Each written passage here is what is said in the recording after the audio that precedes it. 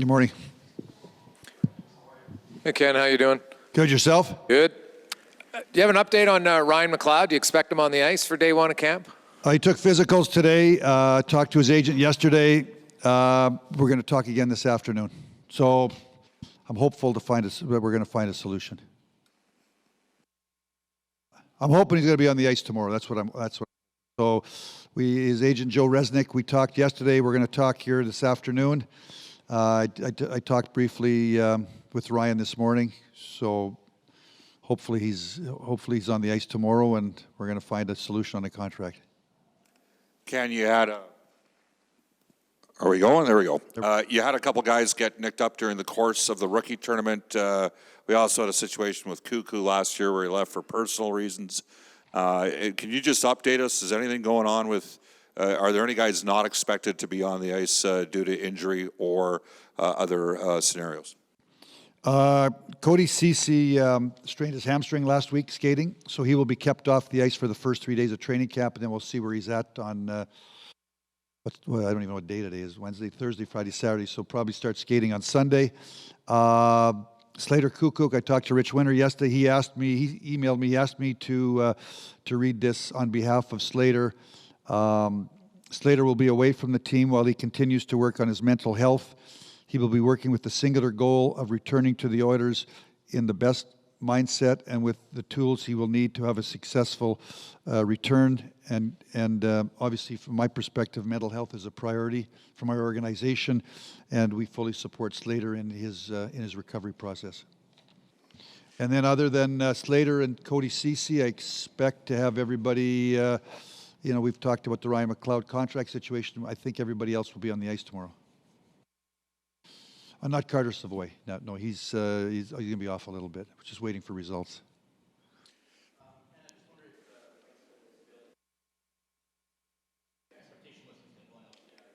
Yes, yeah. Mike had his physical yesterday, failed, and I think he's going back home to Kelowna today. So, but he was in town yesterday and had his physical. Everyone, I think, is obviously talking about the cap implications and possibly your preference, I guess, to make a trade before the start of the season.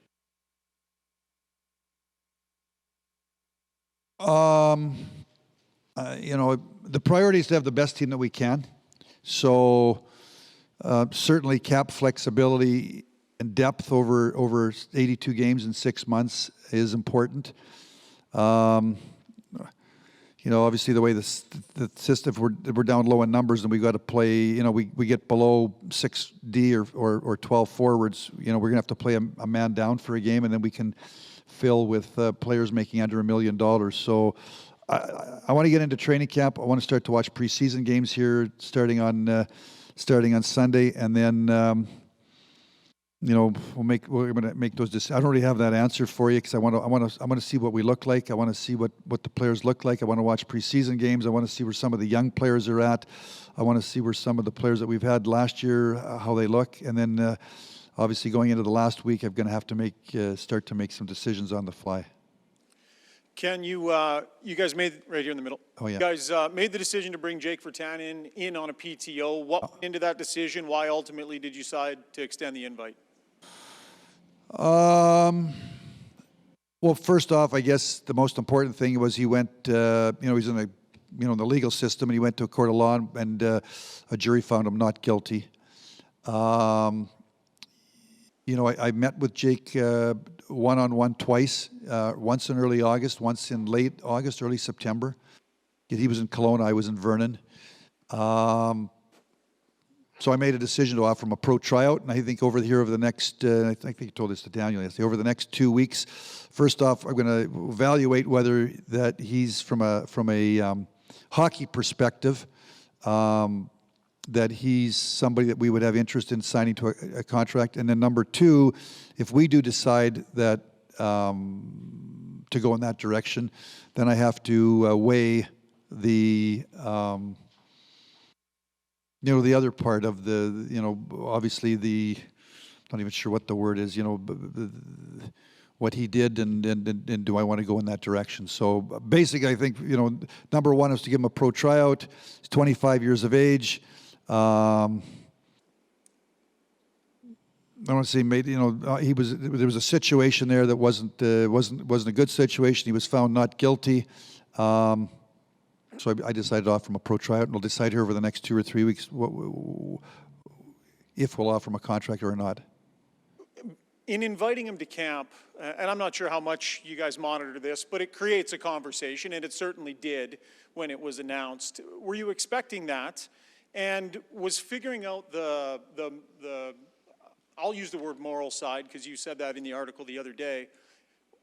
Was figuring that out ahead of time something that you guys had thought about, or you're okay sort of waiting on that side of things to see if it's going to play out on the hockey front? I think, the biggest thing for me, I guess, is to have faith in the legal system. If we lose faith in the legal system, I don't think that's a good thing. So, if it had never gone before the courts, he wouldn't be here. I wouldn't go there. But he went before the legal system. Judge and jury heard the case. Obviously they would hear both sides, and ultimately made a decision that he was found not guilty.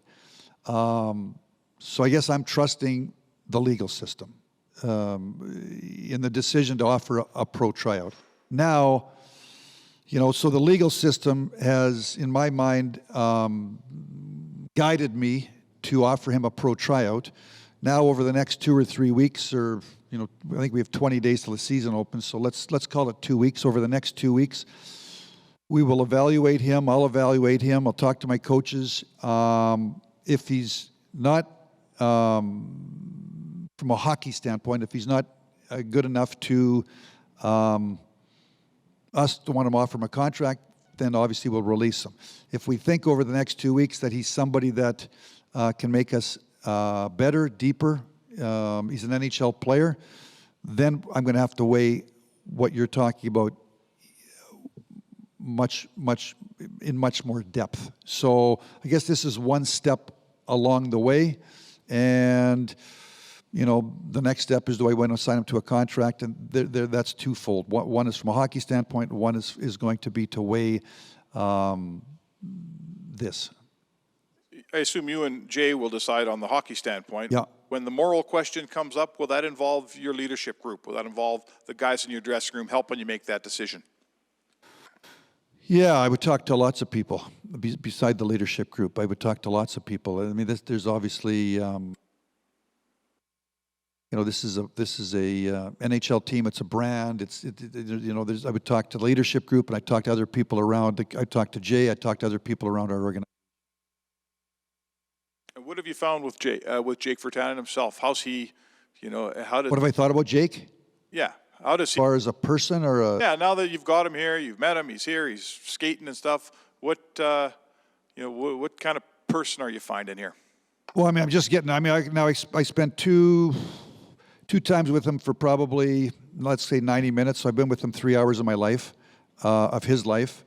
I think he's, I think he's a nice young guy. I think he's, feels terrible about what happened. Obviously he's gone through a lot, and I'm sure lots of people have gone through a lot. It's not only him. There's people from both sides that have gone through a lot. So, like I said, I felt that I would give him an opportunity on a tryout, and over the next 2 weeks decide if I want to take it further. Hey, Ken. Yep. Jason Demers is also in on a PTO. I don't think he played a ton last year. What are your expectations of him in camp? This one I really relied on Woody. Jay obviously has had a relationship with him from his San Jose days. We knew that, last week when he reached out, we knew that Cody Ceci would probably be out for the first little bit of training camp. He's a veteran guy. He's a veteran defenseman. You never know. You give somebody an opportunity, and they can surprise you and make you a little bit better. And I think it's also, I guess it's an opportunity for Jason, number one, to try to come in and earn a contract, but it's also an opportunity for him to be at an NHL camp, and we're going to play him some preseason games, and if he can't impress us, maybe he can impress somebody else. That's I guess the relationship between Woody and Jason Demers, and I think from our standpoint,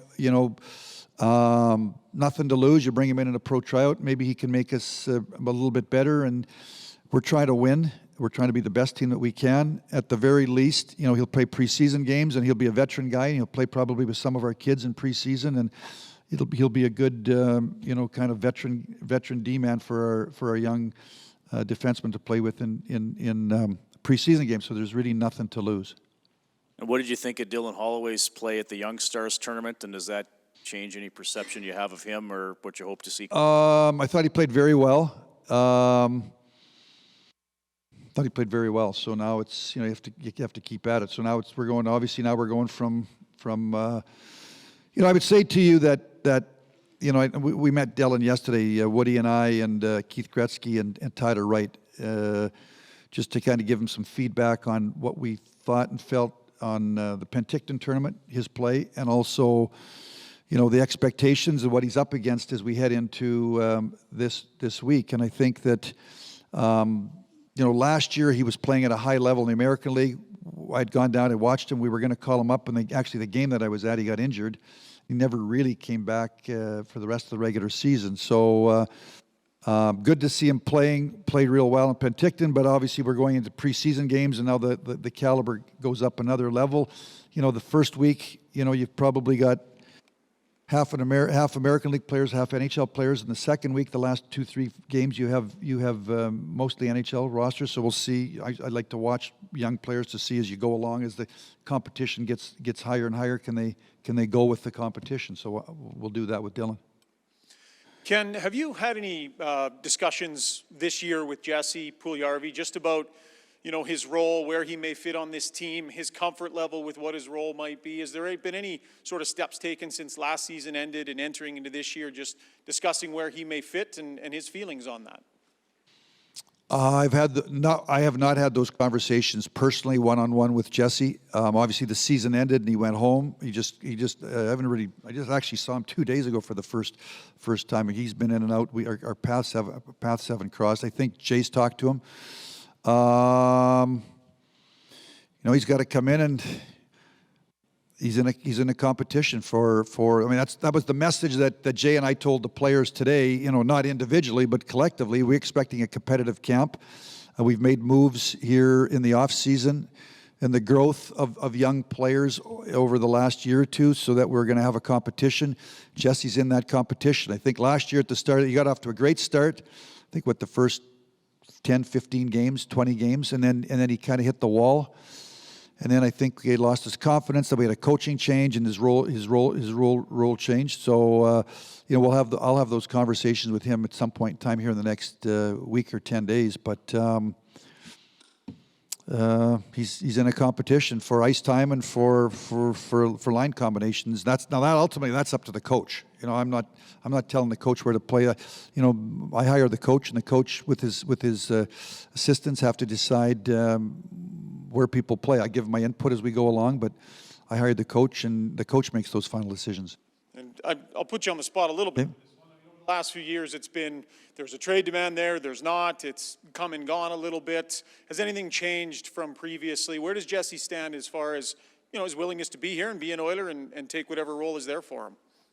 I think he was, I had the one-on-one with him at the end of the year, and I talked 3-4 times to his agent. I think he was frustrated with the way the year ended. I think he was frustrated probably a little bit personally that he wasn't able to probably produce a little bit more offense. I think he got frustrated that his role changed. He was playing more minutes, I think, early on. But when you're playing good, you play more. And when you're not, when you get those minutes and you don't produce, then the coaches make changes. So that's the process of playing in the National Hockey League. You know, he's you know, I think, you know, when I came here, obviously year one, he stayed back in Finland, and I don't know what transpired before I got here, but I do know that he was, you know, he was not happy and, you know, requested a trade. And ultimately we went through and he came back, and I think that, you know, he went like young players, he went through the process and he worked his way up the ladder. This is 2 years ago, and he was on the top 6, you know, playing, I don't know, 15 to 18 minutes a night. And then he did that again last year for a quarter of the year, and then like I said, the last half of the year his role greatly reduced. In the playoffs, maybe was playing 10 minutes a night. We're trying to win. The coach is trying to win. So fresh start, fresh opportunity. And I mean, that was the message today. There's a competition out there, and he's got to go out here over the next 2 weeks and 8 preseason games, and he's got to try to get a bigger piece of the pie. I think you know, Ryan. You know, I was in a you know, a program that made the playoffs for 25 years in a row with Detroit, and we won 4 Stanley Cups and I think 6 President's Trophies, or you know, we that's it's competitive. Like you can't be just handing out jobs and you get to go in the power play because you're a high pick, or because we've talked about Dylan Hobby, because you played good in the American Hockey League. We want to be a good team. It's competition. And it's internal competition, and you got to hang on to your job. And the way we're going to get better and deeper is if people are pushing and they got to hang on to their jobs. And if you don't hang on to your job, you're a piece of the pie, and you got to go back out. You got to do something. You got to figure out. You got to maybe meet with the coaches, and you got to do whatever you got to do on the ice, off the ice, in the gym.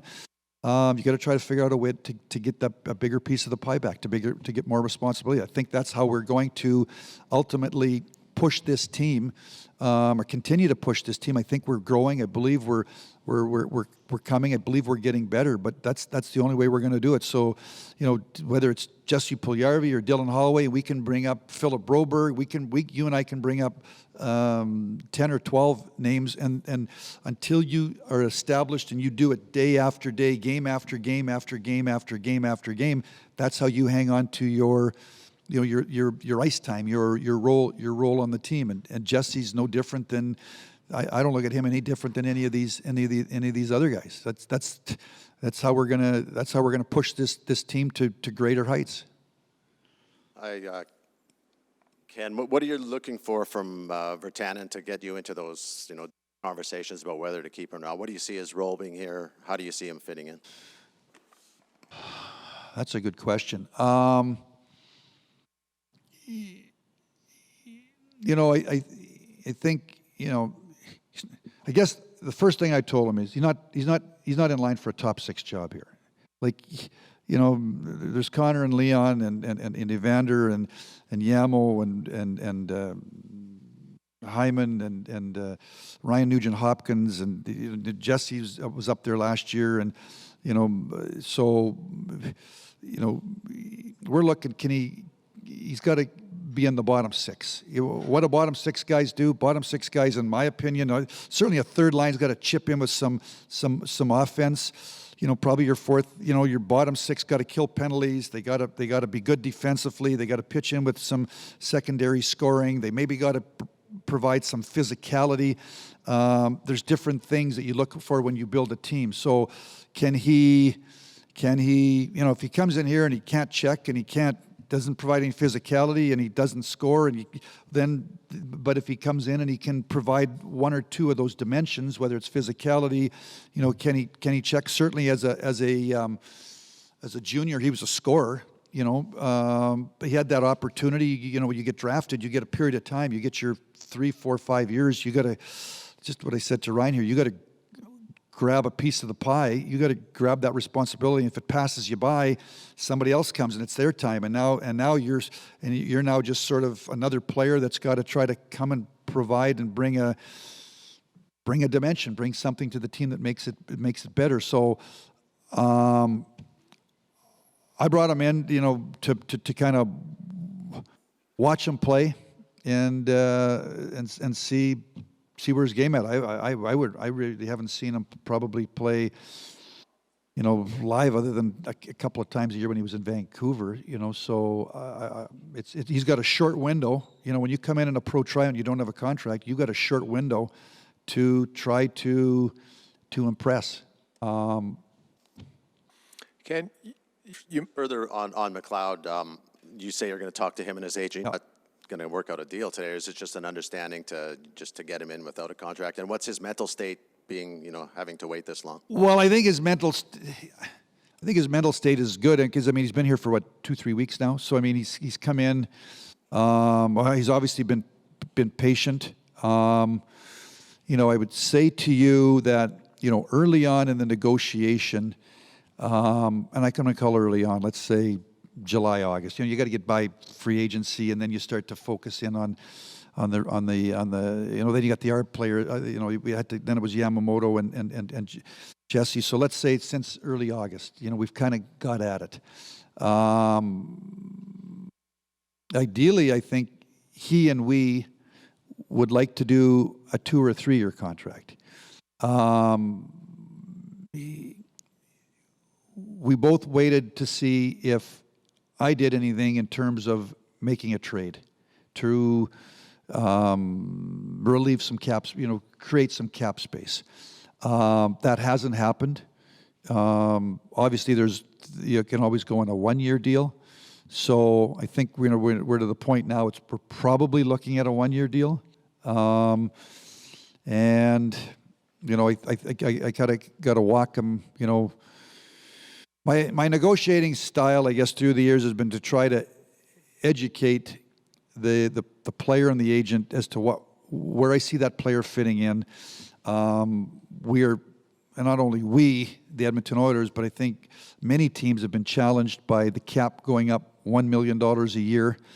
Last year, it's been in effect almost flat. But so, Yamamoto's. I kind of did that last year with Yamo. I gave him a little bit more than his QO because he'd been a point a game player the year before for half a season. So I'm just trying to walk him through and where he fits in. I like him a lot. I think he's a top 9 forward. I thought he played really good. His game grew the last half the year, and I see him growing into kind of an important player for us on the bottom 6. But ultimately, we're at where we're at with the cap, and I think we're kind of going through that process right now with Ryan and the agent. Hey, Ken, just going back to Holloway, do you see him as like kind of the wild card piece that whether or not he makes the team will determine, maybe some other moves that you make? Yes. I guess here's where I'm going to see Dylan. I think Dylan can be a really good player for this franchise, for this team. And maybe not, I'm not sure if he's a top 6 or not. They got to grow, and you got to grow into that. But certainly he was he led the Tier 2 league in scoring here. He then goes to college, and was he 5th in the nation in scoring as a 19-year-old playing college hockey? It's hard to do. At Wisconsin, it's easier to be 5th in the nation when you're 22. It's hard to be 5th in the nation when you're 19. Then he turns pro, and he's just coming off an injury. I think it was about a half a point a game. But as he started to get healthy, he started to become a really good player at the American League level. And really, he's a late birthday, so I think he was a 19-year-old player. So you just start to follow this. You start to follow this. So I don't want him playing 7 minutes on the 4th line. I don't think that's going to do any good for whether it's Dylan or any young player, Borgo or any young player to play. Are they better off at 19? He'll have turned 20 now. Is he better off at 20 to play 20 minutes at the American League level, or is he better off to play 7-8 minutes at the NHL level? And those 7 minutes they play safe. They don't want to make any mistakes. They want to stay in the lineup. I don't want them to play safe. I don't want young players to play safe. I want young players to do things with the puck and to try score goals. If you've shown that ability earlier in your, and Dylan showed that, when he played Tier 2 and in the Alberta League and when he played in college, and he's on the power play in the American League. I talked to Colin Chalk and Keith Gretzky last year, after he started to get back, and I said, he did not kill penalties at the college level. Let's get him killing penalties. If you come up to the NHL and you're not on the power play, and I don't know when anyone's going to get on the power play right here when you look at the players that we've got and the age that they're at. And if you don't kill penalties, you don't play in the power play, you start to work your way down to 8 and 9 minutes. So we've introduced penalty killing to him. He did a good job in the penalty kill. He penalty killed last week in the Penticton tournament. So we're trying to grow Dylan because we think he's going to be a really important player to this organization and to this team. And is it going to be on October the 12th when we play against Vancouver, or is it going to be 20 games down or 40 games down? I don't know. I got to watch games just like you got to watch games, and I got to talk to my people. And then I wanted to ask the coach on October the 10th, tell me what you're thinking about the lineup. And is Dylan in the lineup? Is Borgo in the lineup? Is Broberg in the lineup? Is Niemelainen, Samorukov, Desharnais, are they going to be in the lineup? And if they're not in the lineup, then I start to manage.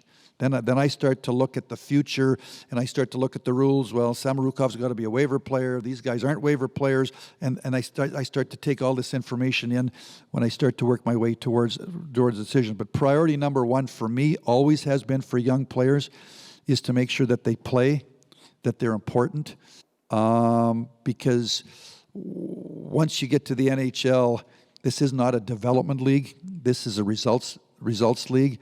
And if players start to play nervous or they don't want to make a mistake, they're trying to stay in the lineup, it's hard to grow. So I'm going to watch I'm excited to see these next 8 preseason games, just like I'm sure lots of fans are, to see what some of these young players, where they're at. Coming off a successful season last year, the expectations this year are higher than they have been in a long time. Do you feel like this group is ready to deal with the expectations and external pressure that comes with this? What I liked, what I've watched, I look back to last year. We were 21-5. We were first overall, and we went into a 2-11-2. We spiraled down to a 15-game run, and obviously shortly thereafter, I made a coaching change. But I liked that down the stretch we had to play our way in. I think when Jay took over, we were 6 or 7 points out. So we went through it today. The last 46 games, we had the 3rd best record in the National Hockey League. So we played our way in. We didn't back. We had to catch teams, and we had to reel teams in. I thought that, going into Game 6 in LA when you lose Darnell Nurse for the suspension, I thought our guys dug in and found a way to win a massive road win to get the game back to Game 7, and obviously a tight Game 7. We had a shutout in Game 7. So I think our team over the last year and a half, I think we learned a lot from the Chicago play-in series. When we played a veteran team, I thought we played really good. We got off to a slow start in the bubble. We had to play or get going and get up. And I think we were 5-6 after 11. We played our way in. I thought we played a real good series against Winnipeg. We didn't win a game, but we were starting to play tighter. The type of hockey that I believe you got to play as a team to have success. And I thought we took another step last year, and I thought our team showed a lot of character, a lot of heart, a lot of determination, a lot of pride. When you're in adversity, that's when you grow. And I thought that we, when we started to go 2-11-2, and things started to reel, and we stuck with it. We found a way to kind of turn that around and played, like I said, the 3rd best record in the National Hockey League the last 46 games to play our way in. This thing could have spiraled right out of control, and it didn't because of the determination in that room, and the pride, and the belief in one another, and the character, and I think also that the age. We're not a young team. We've got more veteran players, and our nucleus is in their prime. So Obviously coming off a Final Four, we've got high hopes and high expectations. I told those guys there's 32 teams having meetings today that got high hopes and high expectations. Last year's history. Last year means that's something we can talk about, but it's history. It means nothing. We start on October the 12th, and 32 teams start with 0 points. We're one of them. You got to play your way back into the playoffs, and teams are going to be ready for us. They saw us play in the Final Four. They're going to be ready for us. There's teams that missed the playoffs in the West that want to play their way back in. So I'm expecting it's going to be a real dogfight in the Western Conference to make the playoffs. I'm big on getting off to good starts. We want to get off to a good start. But last year's history. So to me, it might get the fan base excited and people, but you got to do it all over again. The good programs and the good teams do it year after year after year after year after year, finding a way to make the playoffs and finding a way to grow their team. And that's what, as the manager, that's what I'm trying to oversee. And hopefully we're growing that.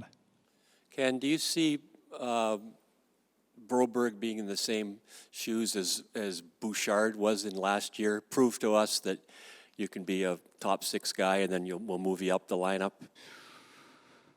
Yeah, Jim. Back to my. As a manager, I want to make it hard. I think for these young players, you got to come in and take people's. It's pro hockey. Like, we're in the results business, and just to hand out jobs because they're the 8th pick or the 10th pick, or they scored a bunch of points at some high school or college or junior program or Europe.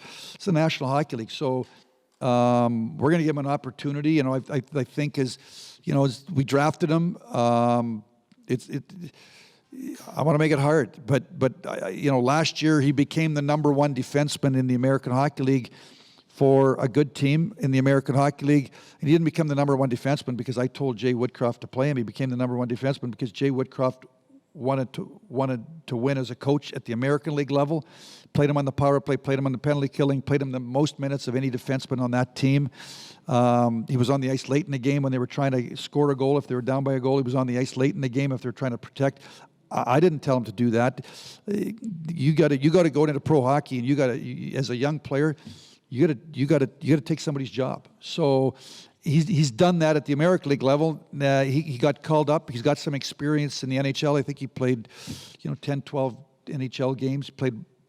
Sat on the bench there for one game in LA in a playoff game. I think he played 3 or 4 or 5 minutes, but he sort of kind of saw it at that level. Now he's put on 12 pounds. It's probably his first summer to really train.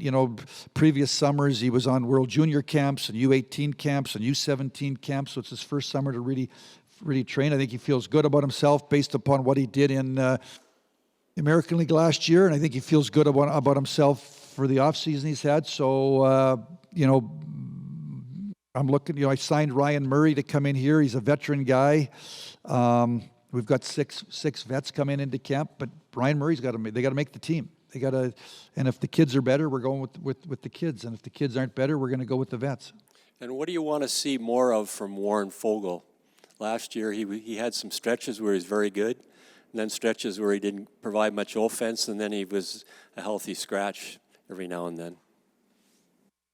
What I like about Warren Fogle is I like that he gets in the forecheck. You got to, get in the forecheck, force the other team into mistakes. He goes to the blue paint. I thought that,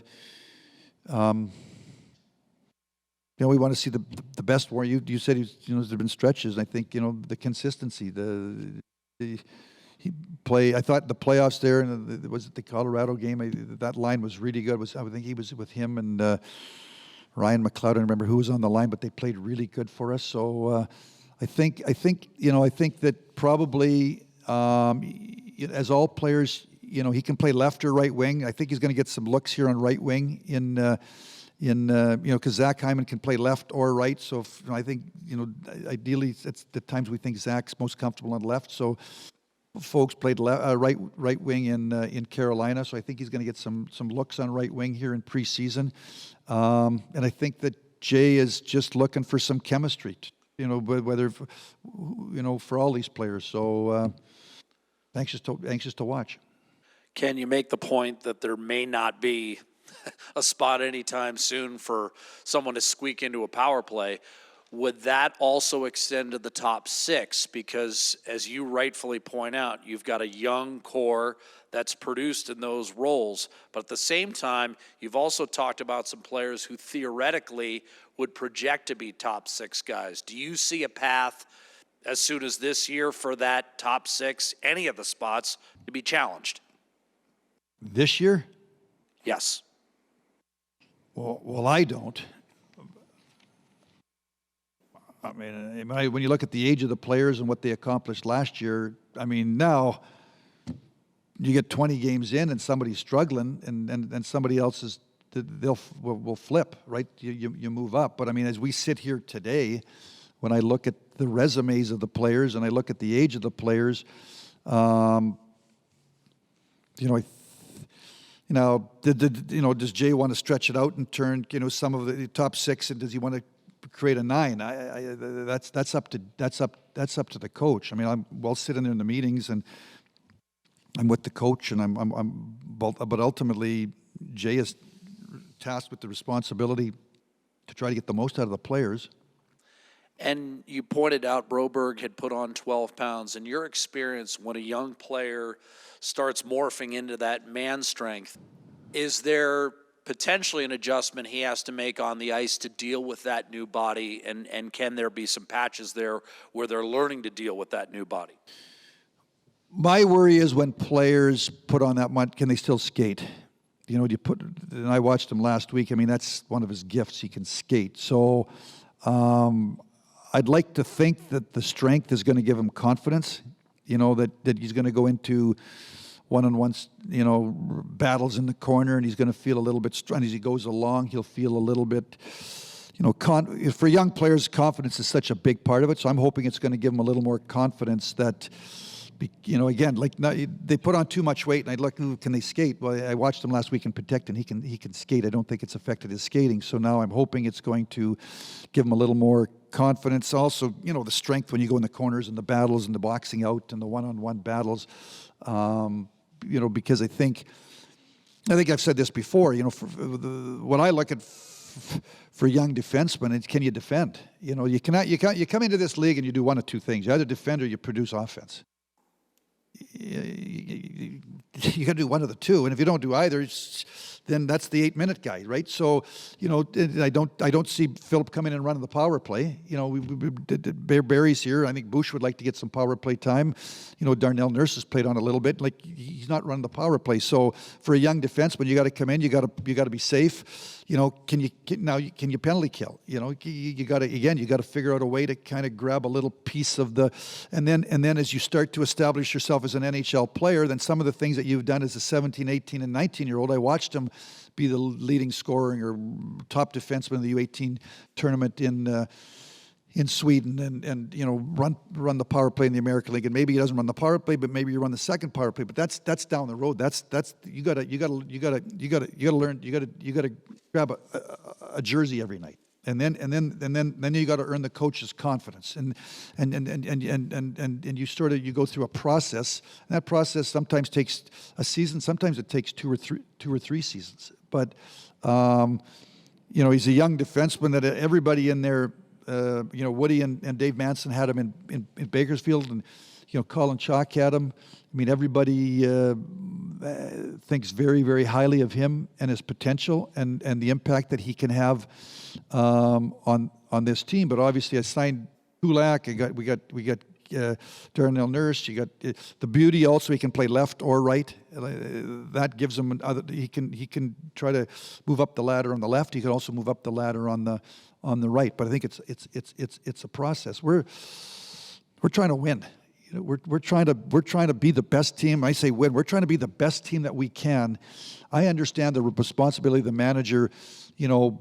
Where this core group is in their age, in their prime. So I'm not putting players on the team because I think they're going to be good 3 years from now. You got to pitch in and have some contribution to us winning competing on October the 12th. And if you don't do it, then October the 14th or 15th, whatever the next game is, the coach is going to make a change. The message is we're trying to be the best that we can be.